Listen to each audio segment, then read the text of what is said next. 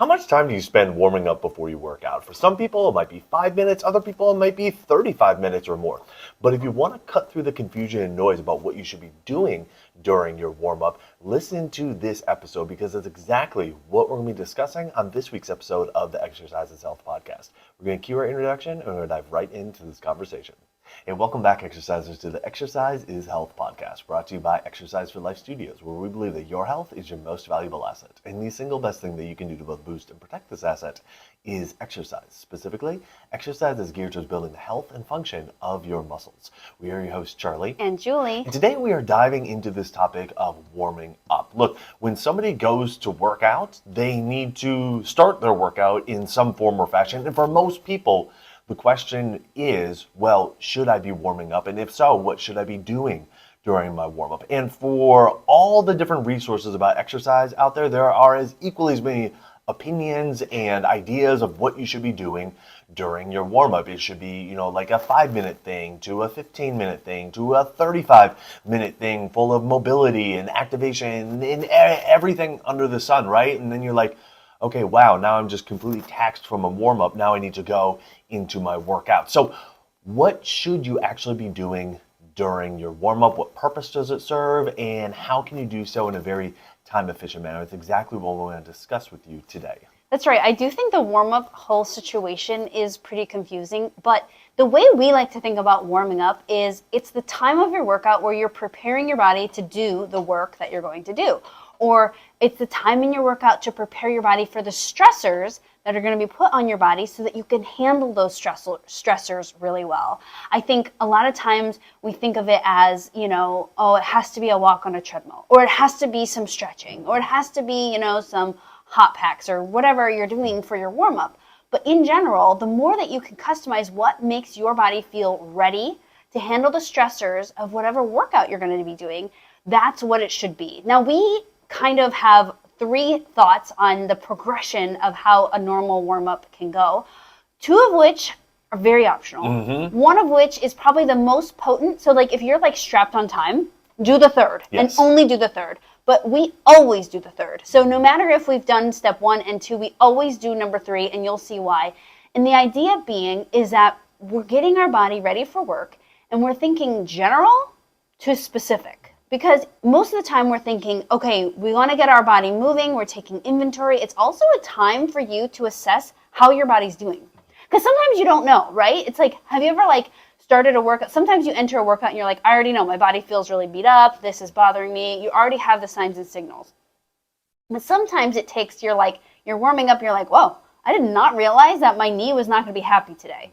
Great, now you know, and now you can make smart choices with that. Or you start warming up and you're just feeling, low energy or lightheaded or whatever, and you're like, oh, okay, so my system is much lower today. So the nice thing with going from general to specific in your workout, in your warm-ups, is knowing hey, this is going to give me time to actually feel out how my body's doing so that I can make wise decisions in my workout. Absolutely. And the reason why we say, hey, if there's a part of the warm-up that you're going to cut out, it's the more general stuff, and you just cut right to the more specific stuff. Because like you're saying, Julie, hey, if your knee's bugging you, but it's only really bugging you in a specific position or doing a specific motion, and that's something you're going to be doing during your workout, well, that's going to be really good to know. But if during your warm-up, all you're doing is very general stuff, you're not going to figure out that your knee's bugging you doing that until you get full on into your workout when your body should already be ready to go, okay? So how we're structuring the workout, again, is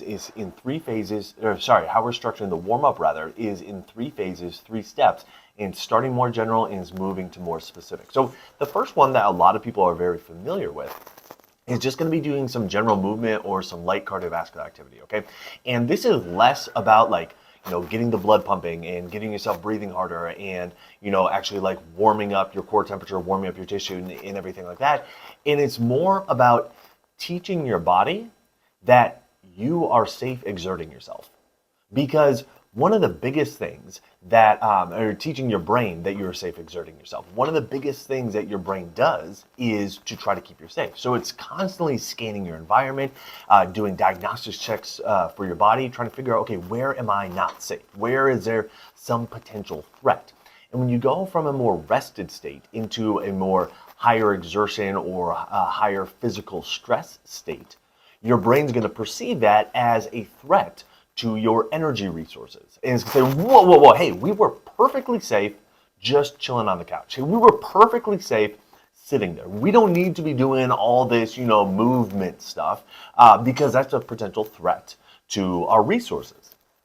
And so when you can start with just kind of some light general physical movement, some, general cardio, whether that's walking on the treadmill or doing the elliptical or whatever, it's a very low intensity way of just kind of exposing your brain to this physical activity thing in a very safe manner and in a way that after a few minutes, your brain will say, oh, okay, yeah, we're actually not under threat right now. We're good. We can keep doing this. And so that's really the purpose of kind of this first step, is just to kind of get your brain saying, okay, yeah, you know what, we can do this physical activity thing, and this isn't going to be a threat to us today. That's right. Like if you've ever started your workout and you got on the treadmill or got on the bike or, whatever you were doing to start your workout, and it's the hardest 5 minutes of the whole workout. Right. Mostly because of this signaling that Charlie's talking about. So we have to get past this point of hey, we're fine. We're just intentionally going to be challenging our body and getting our body to this separate state. Because unlike in the wild, when you exert yourself for good reasons other than this structured health promoting thing, we don't have all the endorphins of oh, you see your toddler boy getting close to the pool and now you're sprinting over there. You don't have that signaling of stop, there's no threat. You're there is a threat, sprint, and that's why your body doesn't feel like the first 5 minutes of your warm up where your body's fighting you to get started. So you can use that general movement. It's nothing specific. It's walking on the treadmill. It's a light jog before you go and do your workout. It's getting on the bike. It's the elliptical. It's doing some ladder drills. Whatever is just a general motion, even that arm bike, whatever that's called. Those are just general movement. It doesn't look much like what you're going to be doing in your workout, but it's, hey, we're getting the blood flowing, we're changing our brain chemistry, and you can do this for a small chunk of time or a larger chunk of time if you're feeling like you need more time. But this will be your general warm-up. Absolutely. Then we go to phase number 2, which is reverse stretching, okay? And this is going to be more specific than the general movement or the light cardio because it's going to be focused on the groups of muscles that you're intending to use while you're doing your workout and the motions that you're intending to perform while you're doing your workout. And so, we've talked about reverse stretching quite a bit on this podcast, especially as of recent. And, within our membership, we have a whole reverse stretching 101 program that really walks our members through how to perform reverse stretching. But the idea is you're going to move into or perform the joint motions, the motions that you're going to be performing during your workout, and you're really focused on making a mind-muscle connection and just doing a light contraction for the muscles, squeezing those muscles that you're going to be using during the exercise. That's right. So reverse stretching is definitely the next level of specific. It's specific in that we are asking muscles that you plan to work to squeeze. So for example, if you're going to do some squats, you might do some reverse stretching for your glutes, which is getting into positions where you're activating and squeezing your glutes with very minimal resistance. Or if you're doing your chest, doing it for your chest muscles. But it's still not as specific as the next one in terms of getting ready for exercise training, conditioning style training. Now, reverse stretching is going to be really important for those of you that feel like you have a lot of tightness or a lot of achiness going into your workouts. Or you feel like, wow, I really need to work out a long time because my body always goes into my workout feeling really uptight and not ready, and it needs time to loosen. This is going to be the next level of not only loosening up your body, making your body feel more ready for that big contraction, those big challenges, but it's also going to make your joints a lot safer as you exercise. A lot of times we get soreness and achiness from our workouts due to, improper preparation. So this reverse stretching specifically can be really great for those of you that feel like you have a joint issue or you need more warm-up time or your body's just not feeling ready for a challenge or you woke up weird. So definitely use that reverse stretching. And again, the goal is to connect to your muscles, practice light contractions, and you can target areas that you're going to be targeting in your actual workout. Absolutely. So like we said, these first 2 levels, these first two phases, they are optional, okay? So, if you want to spend 3 to 5 minutes doing your general cardio, you want to spend 3 to 5 minutes or so doing your reverse stretching, and you have the time and the interest in doing so, awesome. Add those in. It can help to make your workouts more effective, okay? But if there's one part of this formula that you do not skip out on, it's this part right here. Part number 3, which is to do the exercise that you're going to do, but do it lighter, okay? You don't jump in at your working weight. You don't jump in at 90% of your working weight. You don't jump in at 80% of your working weight. You do it significantly lighter, 30, 40, 50% of the weight that you would normally be using when you're doing the exercise. Getting some reps in, making the mind-muscle connection, feeling your joints move, using this lighter load. And that is going to be the most specific type of preparation that you can then do as you gradually build up your weight for the exercises that you're going to do. Yeah, a couple things happen when you do the exercise lighter. Remember, this is going to be the one that we recommend you never pass. Like every time Charlie and I get on a machine, we do this ourselves. It doesn't take very long, right? It's like a minute or 2 or 3, depending on what you're needing. But a couple things are happening here. We want to have you work through all the exercise for life principles. There's 4 of them. We review them all the time, but you want to work through all 4 of them at this lighter load, because remember, the 4 exercise for life principles is how you get to train hard and not get hurt. It's how you get to train hard and get big contractions without feeling all the negative and normal repercussions from weightlifting, like feeling sore, feeling achy, feeling pretty cruddy after you work out. So you want to start right away when you're at that 30, 40, 50% of your working weight, practicing using your pain-free, full, stretch-free range of motion, making sure you're securing in your moving and non-moving parts, you're locking in on those. You are moving nice and slow, and you're focusing on your muscle squeeze. And as you build the weight, you're also checking, am I still doing these 4 things as it gets harder? Because those are the non-negotiables. But doing the exercise lighter is what's going to allow you to get your body prepared, the coordination, the awareness, the speed. You're also, remember, bringing awareness to the not moving parts. So all of those things have to happen together. And this is going to be the most specific, because although reverse stretching is probably the most muscle specific, this is going to be the most specific for what you're about to do. Like you're literally saying, before I do my, 70-pound chest press, I'm going to do it with 30 pounds. And I'm going to see how my shoulders are doing. I'm going to see how I'm able to squeeze and connect. I'm going to see how my speed feels. Is it easy to control today? Is it really hard to control today? Am I feeling tightness symptoms? And it also gives your body time to move through these things. We know that when you're following the 4 exercise for life principles, your range of motion often changes in the first couple reps, meaning your body is like, hey, oh, okay, we're awake, we're ready to go, we're ready to be challenged. We notice that your perception of the challenge changes, meaning if you're starting at 30 pounds, it might feel like kind of medium heavy, and then by the end of your little warm-up situation, it's feeling pretty light. You're ready for more challenge. That's because more signal is being sent because you're connecting mentally to the muscle tissue. And so using the 4 exercise for life principles during this time and then building in the weight, because we know we need that weight challenge to get those big health changes from exercise, but starting at that lighter weight and building as you go, because your body is going to have the opportunity to change in the specific way that you're going to be asking your body to be challenged. Absolutely. So again, this is starting very general, all right, and then working to more specific. Okay, first we're teaching our body just with general movement that, okay, we're okay to do some movement. We're okay to exert ourselves.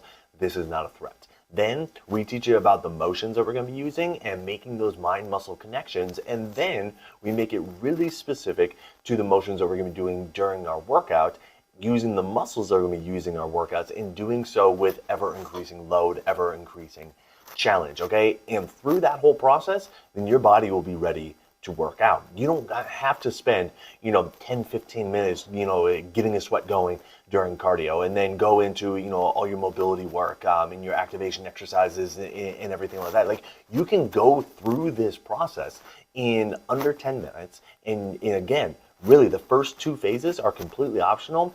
Phase 3 is the only one that we say you need to make sure that you're doing every single time you work out, which is to do the exercise lighter and then gradually ramp it up. But the general movement and the reverse stretching, those are great to add in if you have the interest and time, but they are not 100% necessary if you feel like you're a little bit short on time. If you're like, yeah, I'm just not interested in doing either of those. Just make sure at the very minimum you're doing step number 3, phase 3, which is to do the exercise lighter with less weight than you normally use. Again, like Julie was saying, following the 4 exercise for life principles. Now, if you're listening to this and you're like, okay, this is some great guidance, but let me tell you, I am always not feeling ready for working out. My body's always sore and achy.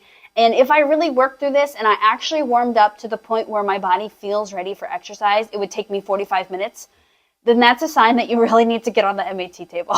I wanted to bring this up because a lot of times we don't realize that muscles can be like sleeping or inhibited, and we're going to really struggle to activate them and get them to participate in your workouts or your warm-ups without getting them specifically addressed with something like muscle activation techniques. Oftentimes we see a lot of people that are like, yeah, before I get out of bed, there's like a 45-minute routine for me to just move. And then I'm thinking, wow, how do you even exercise if it takes you 45 minutes just to do the work level of life versus the work level of exercise? Your exercise should feel like I'm connected, I'm contracted, I can get to a ready state. That doesn't mean we always enter like totally ready, but that you can get your body to this place of readiness. That means that you have access to enough muscles for your body to feel supported and good and ready to go.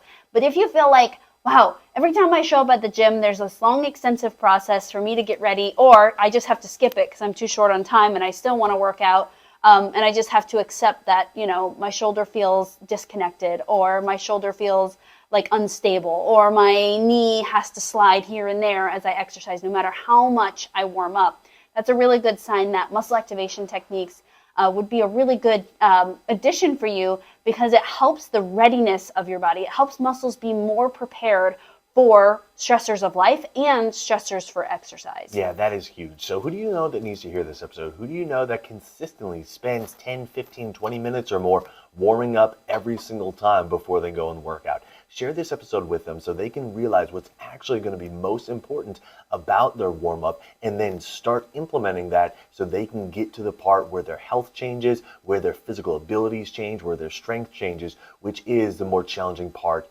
of the workout. And while you're online, head on over to Apple Podcasts, Spotify, or wherever you listen to us and leave us a rating and review. It helps people find our podcast when they're looking for information on exercise and they're looking for information on health. So if you found value in this conversation today, let us know by leaving us that 5-star rating and review. And if you're in the Chicagoland area and would like to learn more about MAT, like Julie was just talking about, you can find us online by going to matschaumburg.com. Just click the big button that says schedule now, and you can get your MAT assessment set up with us online, so you can figure out where you have muscles that aren't working as well as they should, get them working better so you can get all the benefits that you're wanting from your workout sooner. Well, thanks so much for tuning in. We always appreciate it. Have a fantastic week, and we'll talk with you all next week. This podcast is for information purposes only. The statements and views on this podcast are not medical advice. This podcast, including Julie and Charlie Gates, disclaim responsibility for any possible adverse effects from the use of information contained herein. Opinions of guests are their own, and this podcast does not endorse or accept responsibility for statements made by guests. This podcast does not make any representations or warranties about guest qualifications or credibility. This podcast may contain paid endorsements or advertisements for products or services. Individuals on this podcast may have a direct or indirect financial interest in products or services referred to herein. If you think you have a medical issue, consult a licensed physician.